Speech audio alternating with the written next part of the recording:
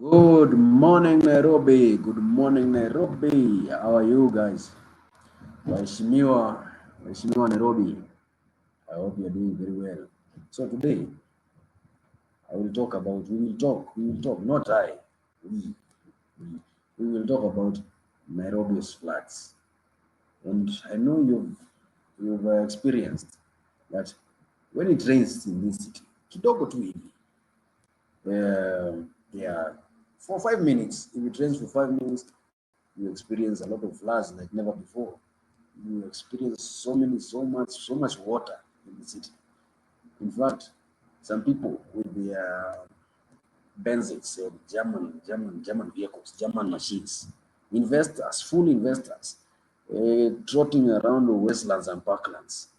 Those guys are losing their vehicles.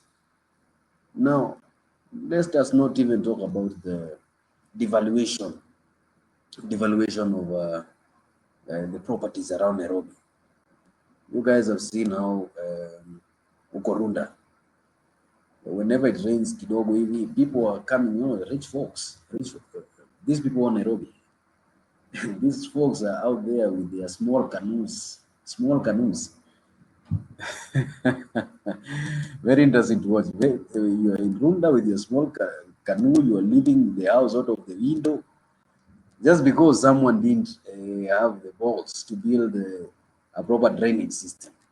And now, that is a person in Runda.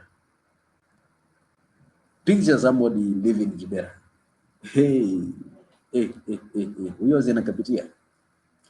Now guys, this is a very small issue. However, the powers that be, I would say the powers that be, the governor, the senator, I don't know what Sifuna is doing.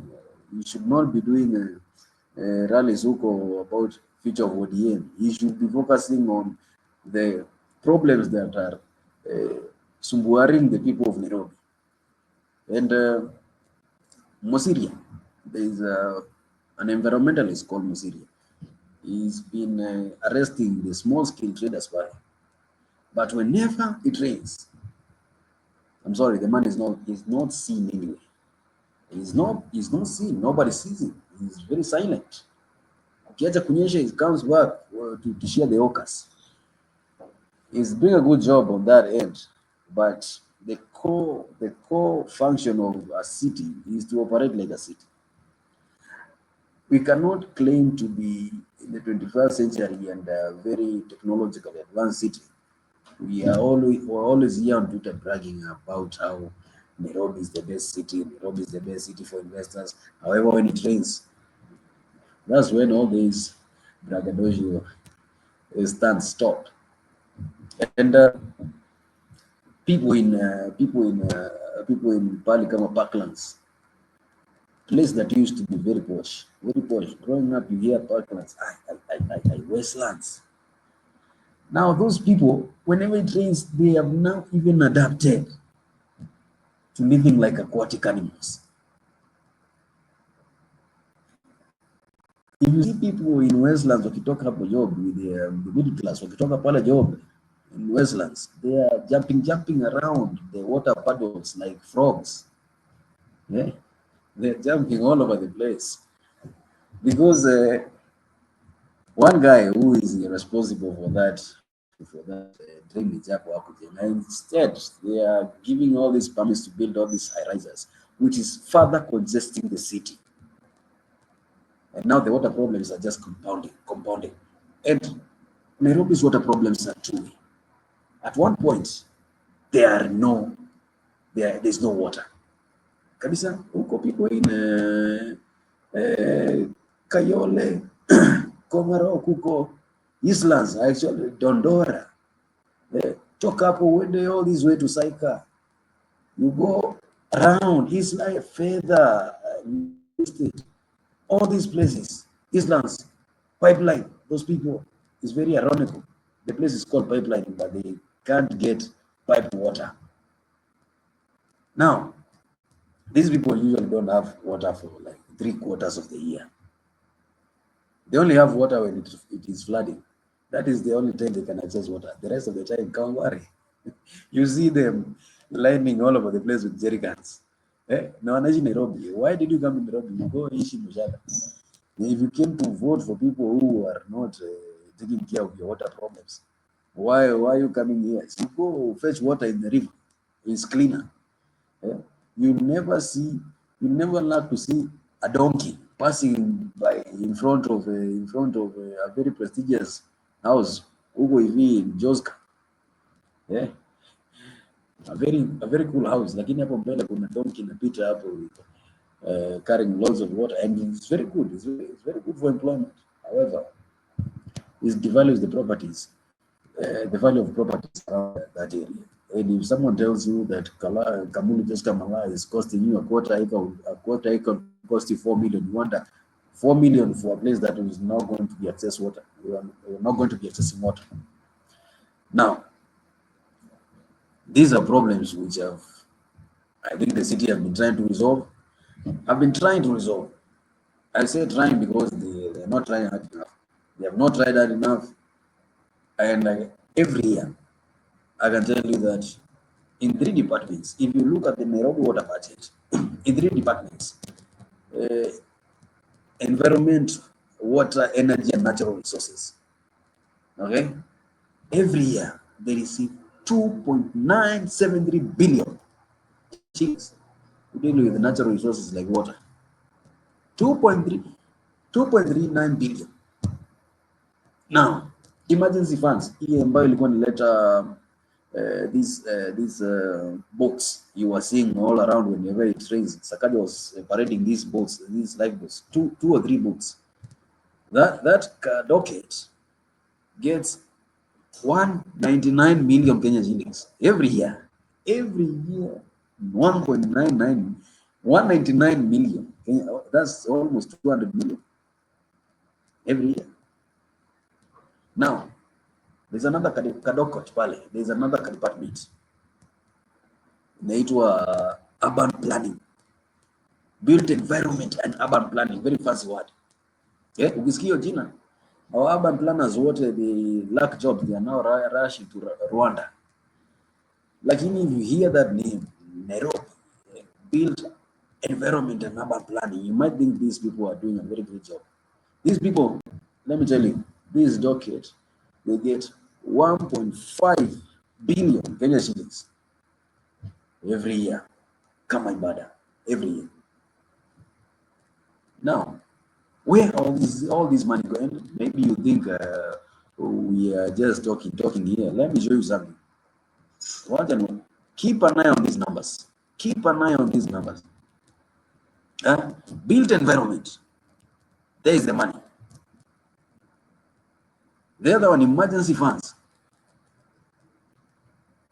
199 what? 199 million. It's in the budget of Nairobi. It's in the budget of Nairobi. Every year, this is what is spent. Built environment and urban planning, 1.5 billion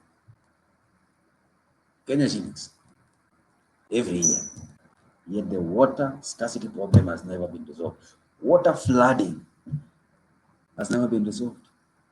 Now, let me give you a comparison of what this money can be. You see, for 5 years,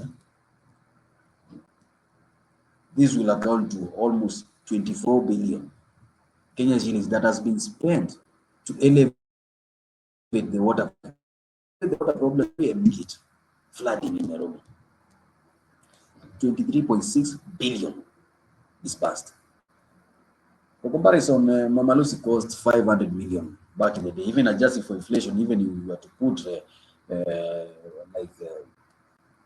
maybe a billion, if you were to budget for a billion Kenya shillings for Mama Lucy level of hospital, not level 4, you will build about how many? 24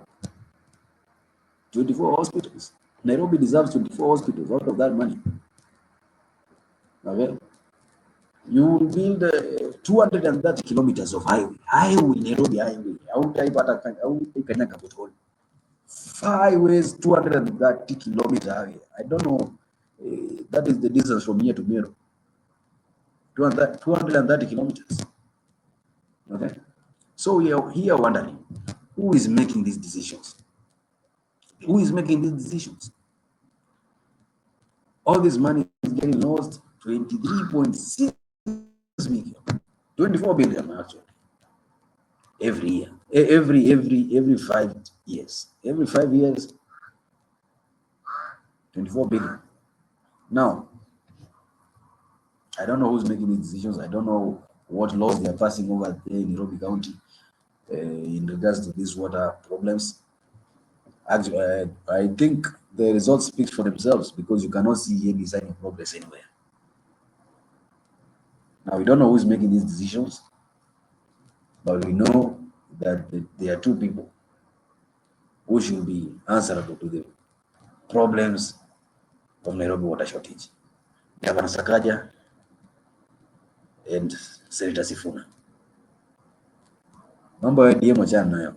Let us build laws and policies that make sure that the Nairobi city is back to being a city, a well-respected city across Africa and the globe. Remember, this is the entry point for all interests coming from whether the east or the west. Nairobi is the ideal city, most ideal positioned city to serve all the needs of East Africa and Eastern Africa. But now we are living, I think Ugandans, they come to Kenya and they wonder, how are these people, the leading, they come to Nairobi, then they wonder, how is Nairobi the leading city if these people experience water shortages all the time. Now, maybe you're wondering, like me, you're also wondering how we got here, and you'd like to maybe give your input on how the Nairobi city, how these problems can be solved. All these water problems can be solved. We cannot continue devaluing our real estate. We cannot continue losing our property whenever it floods, whenever it rains for 5 minutes, In Nairobi, I don't think we have the capacity to survive a tsunami. It's very good that we are positioned right in the city, center of the nation. Otherwise, if you are to push this city to Mombasa, alafu tsunami hits, my God, we are done. So guys, let me know in our comments what should be done.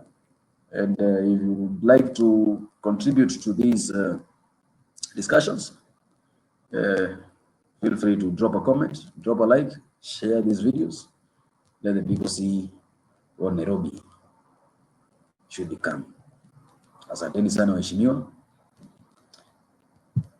Kwaherini. Do not forget to subscribe. Do not forget to like and share this video if it's been useful for you. Thank you very much.